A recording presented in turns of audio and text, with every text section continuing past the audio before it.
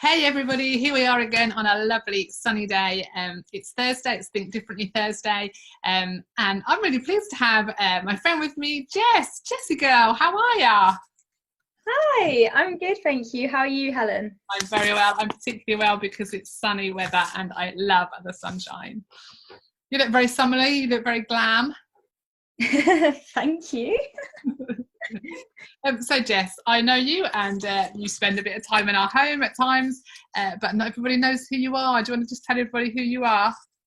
Yeah, so I'm Jess Thomas and I go to the Forge Firstin and I live at home with my mum and my dad and my older sister and my younger brother. So Jess, middle child.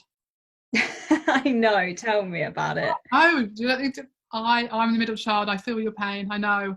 You're not the firstborn, and you're not the new baby one. You're the middle one. Unwanted child. No, it's a very special place to be, the middle one. Yeah, that's what we'll tell ourselves. So all together in the home during this crazy time of lockdown and restrictions. How's that been in the Thomas house? Yeah, it's been great actually. I thought we'd fall out a lot, but we actually have got on really well. And we've honestly played so many board games. I think we played it every day. It's ridiculous. That's my idea of heaven. Although I was in Africa with you and Lauren at the same time once, and we played a game, and I literally thought you were going to kill each other. So I'm a bit surprised to hear you haven't fallen out if you've been. I know. We are a bit competitive. Scary. I was literally thinking, do I actually intervene here? Yeah. So Jess, you've had your 21st this year, so that means school is all done and over with and you're in the grown-up world. But just looking back to school, was school fun times for you? Was that a good experience, or how was school? Yeah, school wasn't my favourite place in the whole world. Yeah, I was kind of the kid that just scraped grades, so it was quite a tough time for me my whole time throughout school. Okay. Yeah. And what did you go on to do? Did you go to college after school? Yeah, I went on to college to do early childhood studies, and I did that for 3 years. And then, yeah. Wow. And the Thomas family are part of the Forge family. And in fact, I think, Jess, you've kind of become a little bit famous over lockdown because we've seen you on the screen. There was a time during, was it Isolation Challenge, where your family pranked you, where you thought you were doing a doorstep photo. And so you looked very glamorous. And in actual fact, they were just going to pour a bucket of water over you. Yeah, we didn't even get a photo. That's what makes me more mad. We didn't get a nice photo. Oh, really? You didn't get one? No.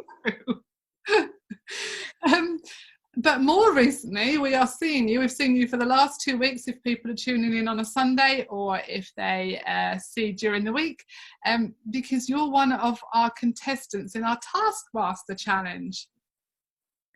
I am. And it's really, well, not to put too fine a point on it, it's not going so well for you so far, Jess. No, it's not. I'm not that happy, actually, Helen. I rewatched both of the episodes today because I thought... I know, you genuinely did, because you were late coming to this Zoom and she was quite seething when she arrived. I'm quite angry because it said on the scoreboard this week that I only have 1 point.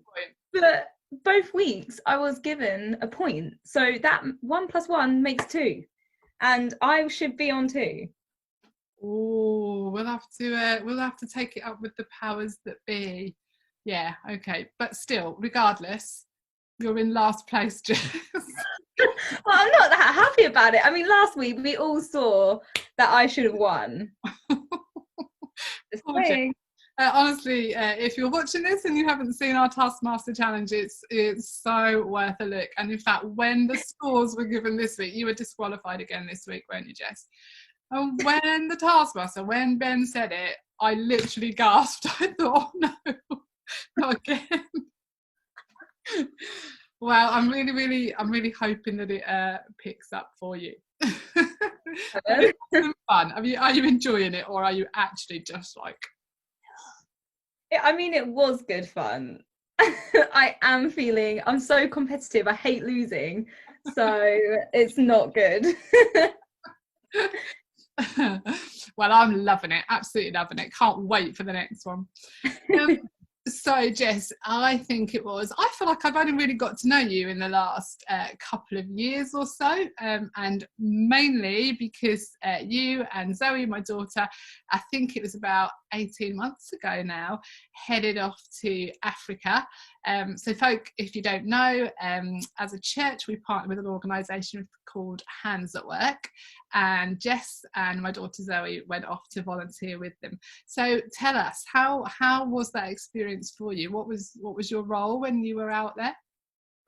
Yeah, so it was amazing. So while I was there, I kind of had the role of the communications team. So I was involved in kind of writing stories, particularly from our communities, and like then sending that story back to people across the world, and yeah, also their social media. So that was kind of a big part of my role, but I also had lots of small admin roles while I was there.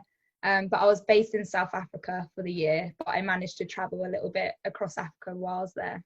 Great. And I'm sure, there is story after story that you could retell about your time there. But if you had to just pick one really quite poignant moment of your time with Hands, what would you talk about?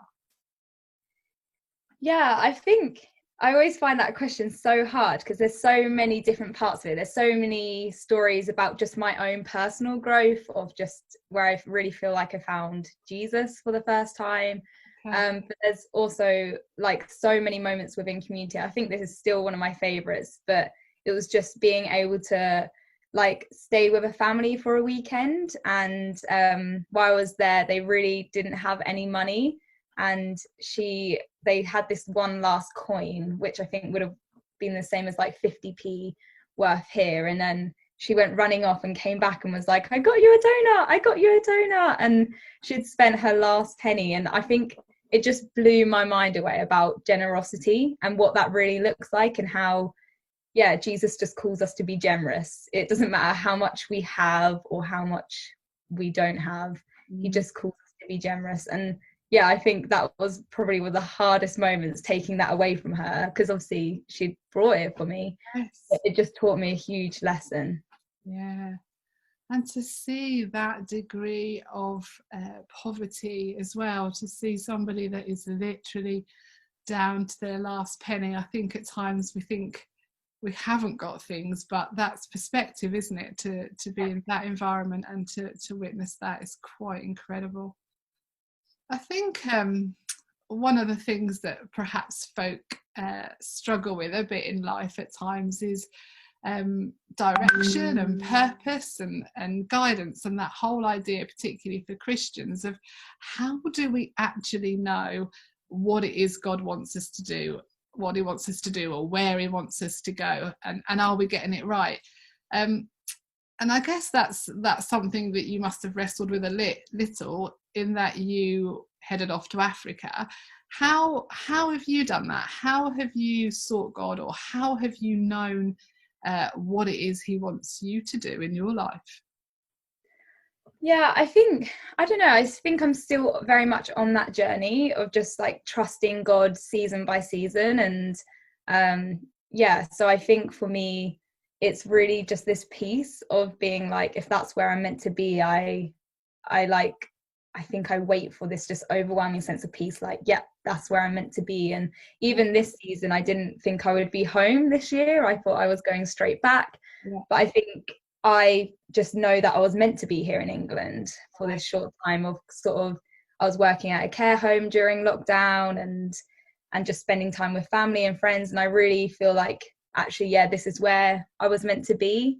And I don't know how long it is for, but I just felt this peace. And yeah. So some of that is almost seeing God and seeing his hand in it, even if it wasn't necessarily what you thought it was going to be. Yeah.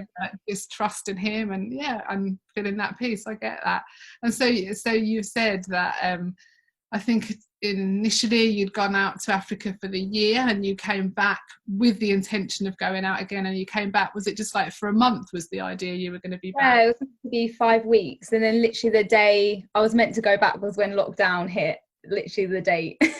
Wow. Yeah, I remember that. And so that's difficult, but as you say, you've seen so many positives from this time of being here. And so what's the next plan? So are you intending to go out again, or what's next for you, or are you just still waiting? Yeah, so I'm still kind of in waiting and a bit of limbo.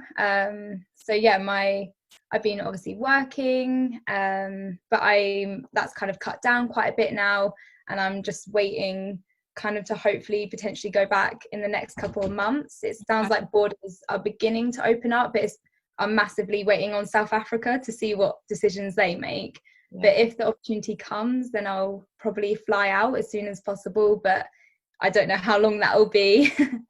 Yeah. Oh, that's amazing. It's lovely to chat to you, Jess, and I know there's loads of people in the Forge and wider as well that will be supporting you and praying for you, particularly as you kind of wait on God about what's next for you. And I know there's also loads of support for you for Taskmaster. Yeah. Cheering you on. In fact, somebody has set up a Justice for Jess Instagram account, haven't they? Is it for Jess? Jessie too. Jessie too. Not me. It's not. I have no idea who has set this account up, but it's genius. Like, I love it. I've never had a fan page made for me, so I'm just embracing it. Well, we're all rooting for you, and I think the fact that that you've done so badly so far means that you'll have more support, and people are going to be cheering you on this Sunday. So look forward to seeing what happens next. But thanks so much for chatting to us. Thanks for giving us a little insight into your 21-year-old life. Great to see you. Have a good rest of the day. Thanks, Helen. Have a good day. And you. Bye.